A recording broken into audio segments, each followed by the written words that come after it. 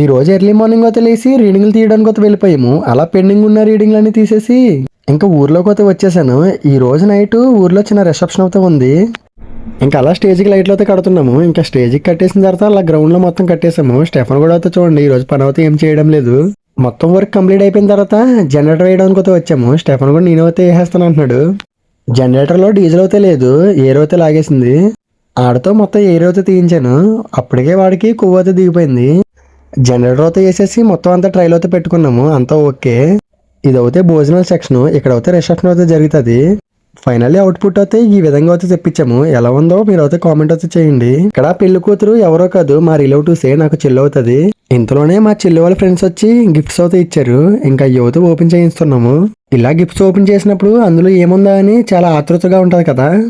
అలా కొంచెం gifts open చేయించిన తర్వాత భోజనం చేయడానికి అయితే వెళ్ళిపోయాము. భోజనం అయితే చేసి ఇంకింటికి అయితే రిటర్న్ అయితే అయిపోయాము. సరే గైస్, నెక్స్ట్ వీడియోలో కలుద్దాం. Bye guys.